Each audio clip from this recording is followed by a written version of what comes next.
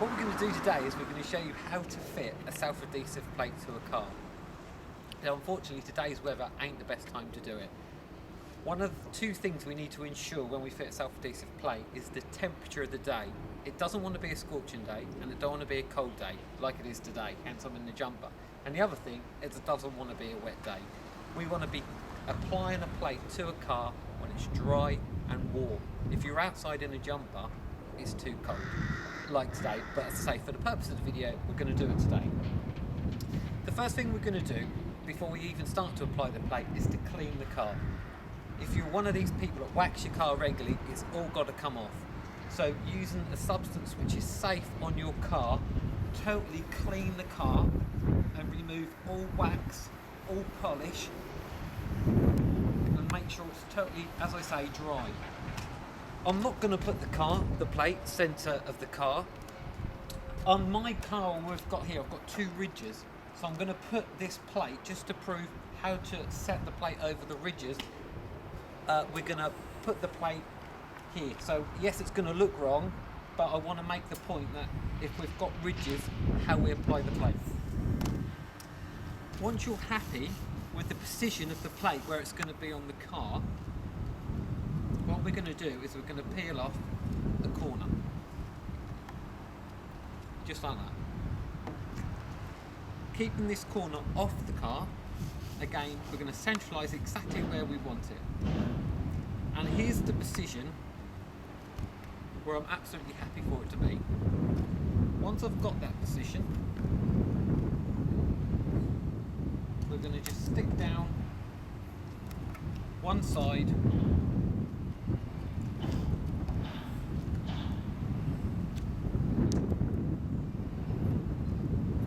making sure we've got no bubbles in there. Now this is a squeegee, most sign makers use it, you can order them online. These are the only two tools you actually need to apply a plate.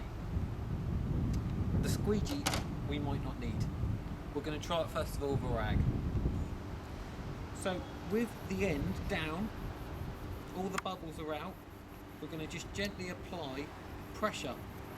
Now because this end is square to the car, there's no way the plate can move left or right. So all we're going to do is, going from one end to the other, we're going to just rub the plate down, ensuring no air bubbles. If an air bubble comes, we can just lift it off. So we're just going to keep pushing the plate down, making sure there's no air bubbles on there, and when we get to the grooves, we've got total control to go over it, again, leaving no air bubbles. It's a perfect line. Still feeding the plate out from one end to the other. Now that plate hasn't got one air bubble in. It took me 10-15 seconds to do. Perfectly applied. Now the reason we don't do it in the cold is because as the car will warm up, things will expand, it will start to get a ripple in. So by applying the plate with a midpoint temperature, you're allowing for cold and hot, hence you don't want to apply it at the extreme cold or extreme hot. That will stay on your car for years. Absolutely perfectly.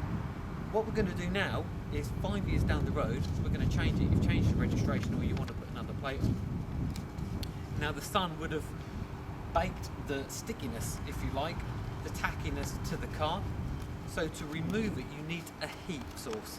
And that heat source is a hairdryer. You don't want a fierce heat, you don't want to start bubbling your paintwork, but all you're going to do is use a hairdryer just to warm up the glue on the plate, and you'll find just picking it off one corner. You see how well I've applied it?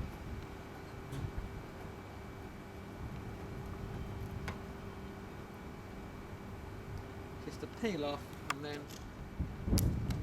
using the hairdryer to keep the glue warm all the way across, you'd use it and then she'll come off. No glue residue, nice clean, ready to apply your new plate. These can only be applied once, as you can see. I've messed the corner up getting it up. Jobs are good.